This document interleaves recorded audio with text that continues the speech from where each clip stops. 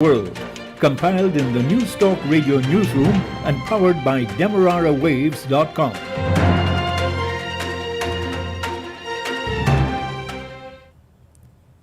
The news comes to you with the compliments of Eureka Medical Laboratories.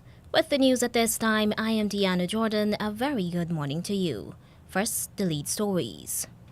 Opposition parliamentarian Sherrod Duncan was yesterday afternoon suspended from the next 4 sittings of the National Assembly.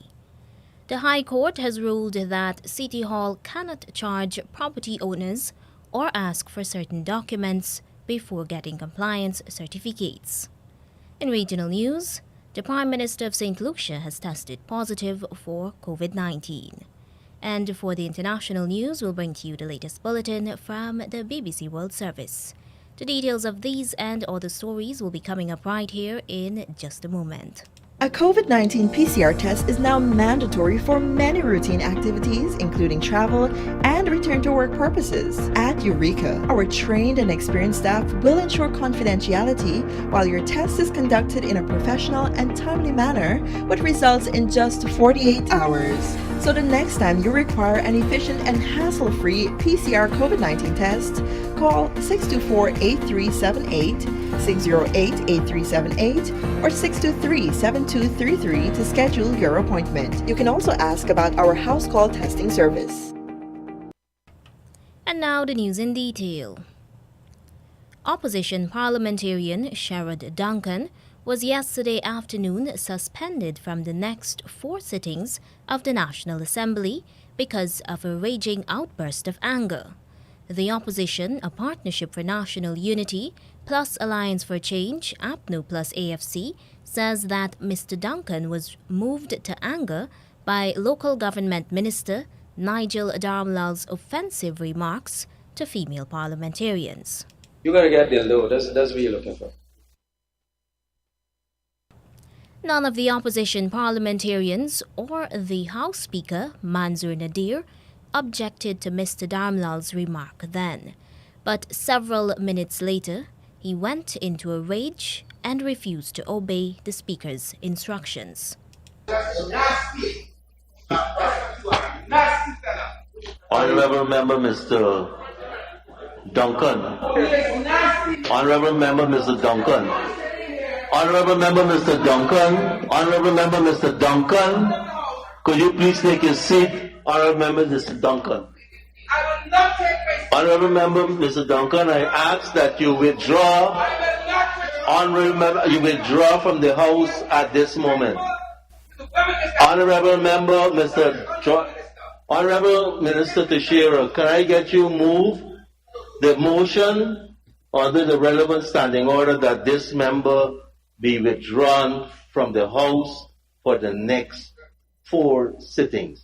That's the that's what you are. Disrespectful to the House. And the Speaker's condoning you all of the time, Darla. You're going to this. Very. Mr. Nadir then asked Minister of Governance Gail Teixeira to move a motion for Mr. Duncan to be suspended.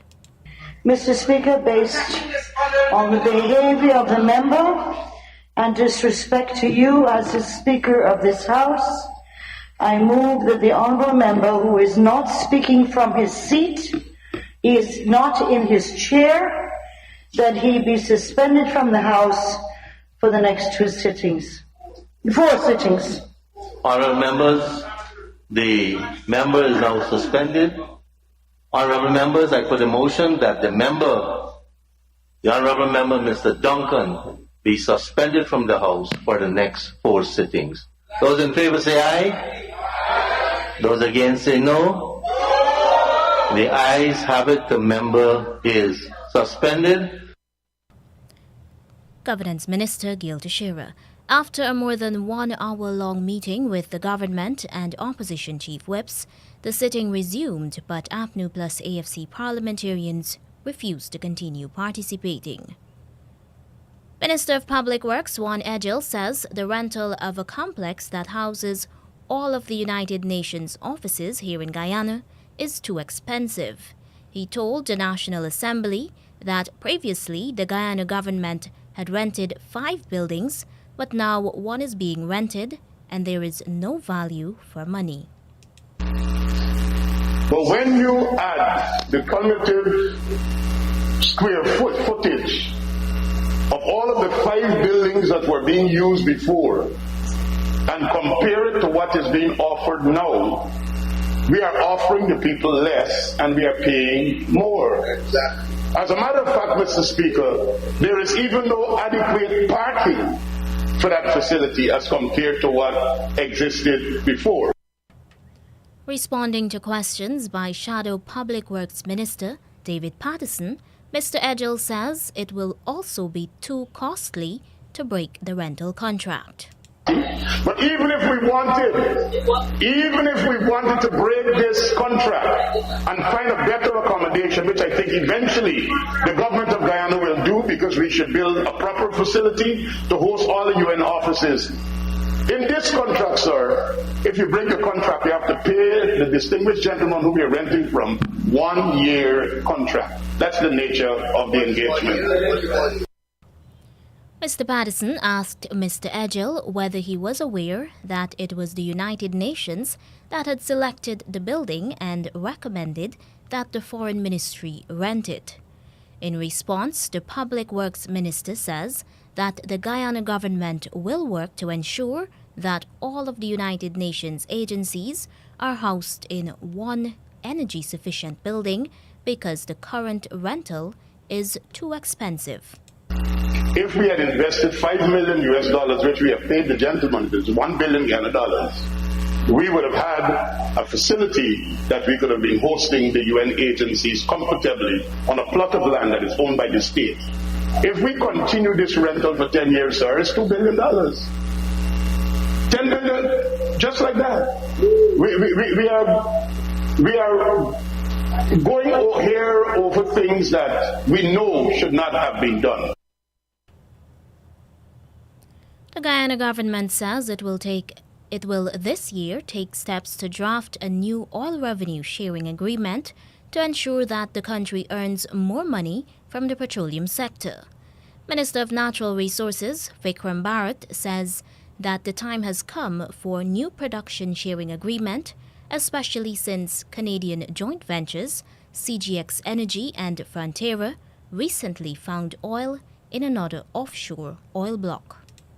Unfortunately, we have not had a discovery in the other blocks of commercial quantity until recently in the quarantine block. So work will have to begin this year on ensuring that we have a model PSA that will bring benefits, that will bring far more benefits to Guyanese than the Stabroek PSA. Minister of Natural Resources Vikram Bharat. He also says that the more than 30-year-old Petroleum Act will be revised. The High Court has ruled that the Mayor and City Council cannot charge anyone and submit several documents before they can get a compliance certificate. The Bar Association has since welcomed the High Court's decision, which includes an order for persons who had paid the 0.5% of the market value of the property to get a refund.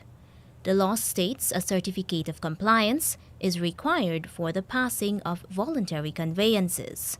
The High Court states that the charging of the fee and the submission of the 2019 General Rates Receipt, current market valuation, valid identification card, letter of administration and death certificate if owner is deceased, agreement of sale and deed of gift and the affidavit of donor and donee are illegal. 2 suspects are now in police custody following a robbery with aggravation. The 33-year-old man, who is a businessman of Fowles, East Coast Demerara, was robbed on Wednesday on Crowell Street. A phone valued $49,000 and $700 cash were stolen. After reviewing surveillance video recordings, police say they arrested a 25-year-old man at about 10 o'clock at Tocqueville Housing Scheme. The other man, who is 21 years old, was arrested at about 1 o'clock Wednesday at a house on David Street, Kitty. Police say he was found with the victim's cell phone. The businessman told investigators that he was walking on Kroll Street when he was accosted from behind by one of the suspects, from in front, and the other from behind. Police say the suspects will be charged. And now in regional news. Barbados's former Attorney General, Adriel Brathwaite, wants the law courts to make a determination on whether the Senate has been properly constituted. The senior lawyer is represented by attorneys Garth Patterson and Michelle Russell, who have filed a constitutional motion seeking the intervention of the Supreme Court to make a ruling on the matter. In a statement released Wednesday afternoon, he contended that the upper house is not fully constituted, with only 18 of the 21 members appointed so far, and therefore the parliament is not fully constituted.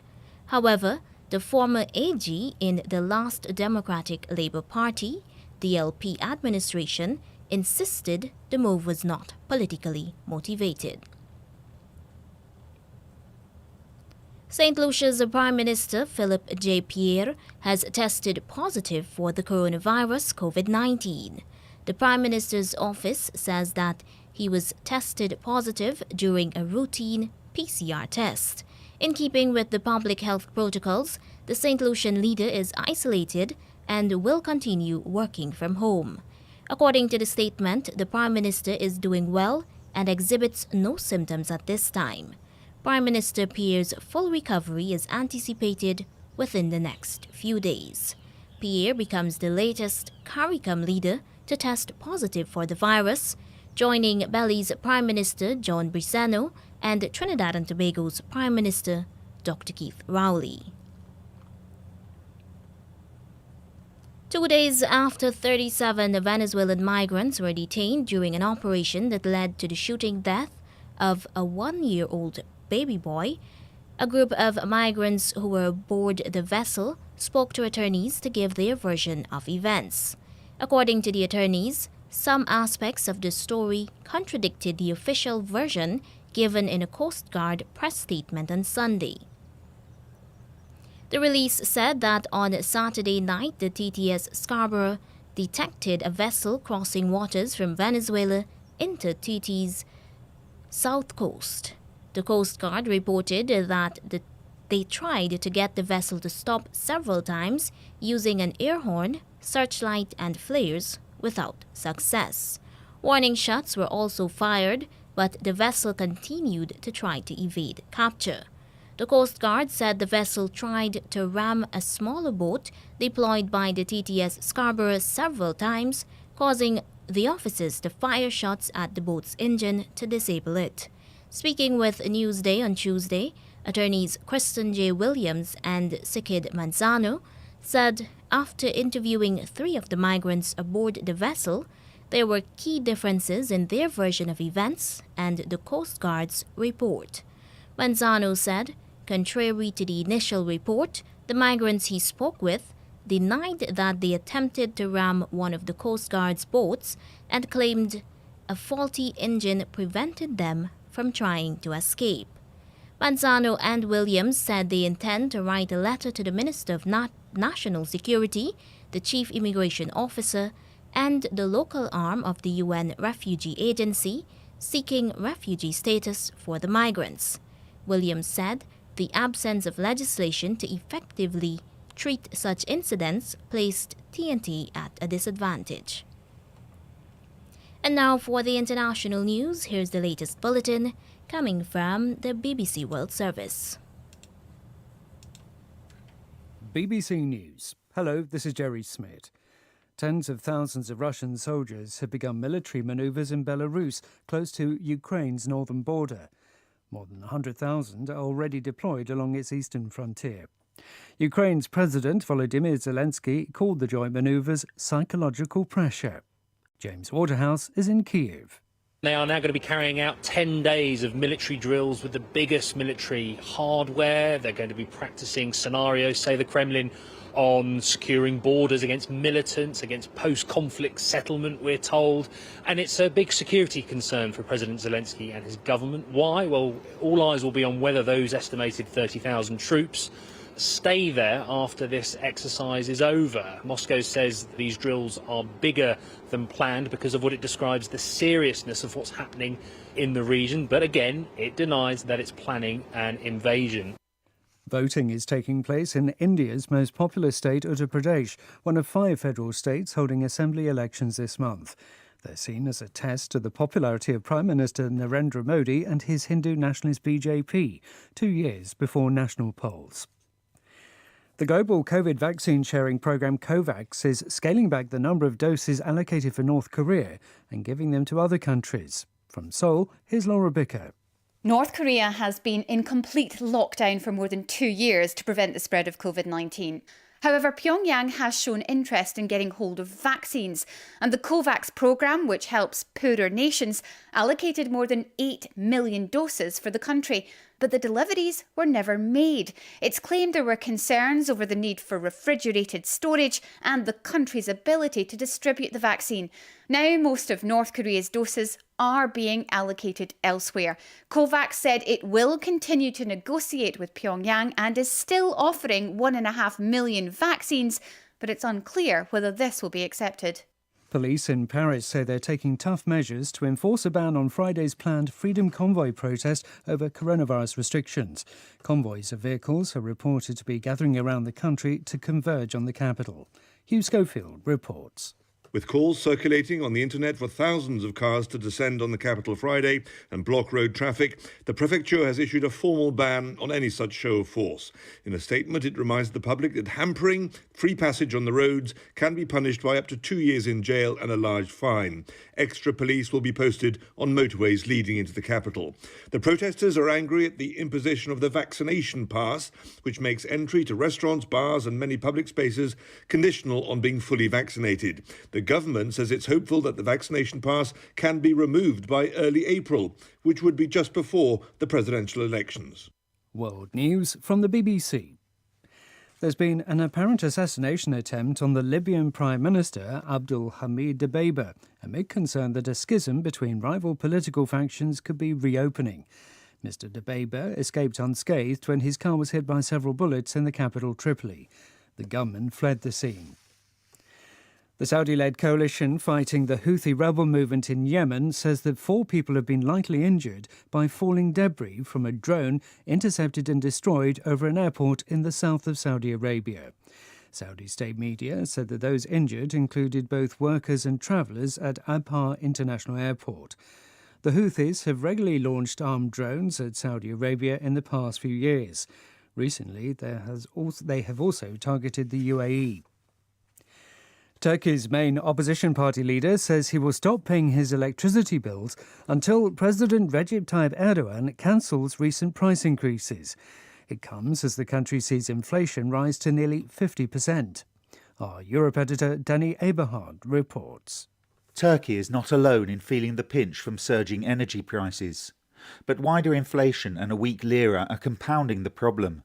Recent days have seen protests where people burn their electricity and gas bills, and shopkeepers in some parts of the country have posted their bills in their windows to highlight the issue.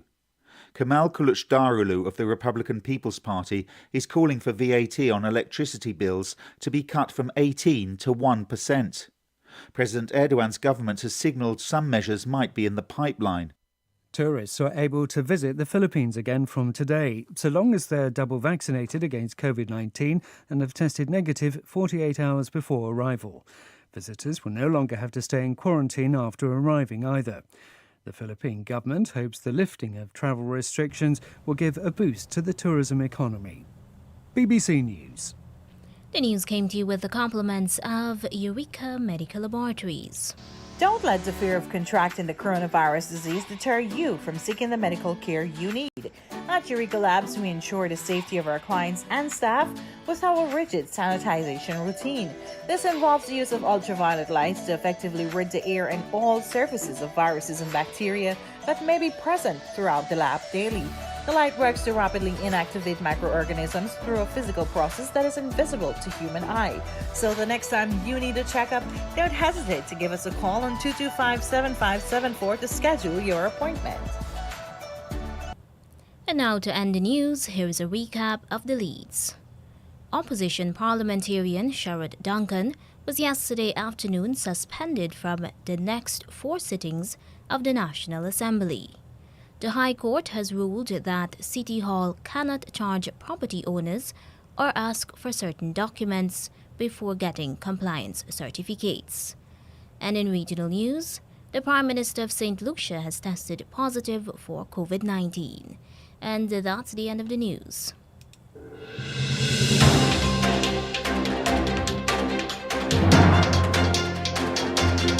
This has been the news, compiled in the News Talk Radio Newsroom. For ongoing updates, visit demerarawaves.com, and you can check facebook.com/demwaves and twitter.com/demwaves.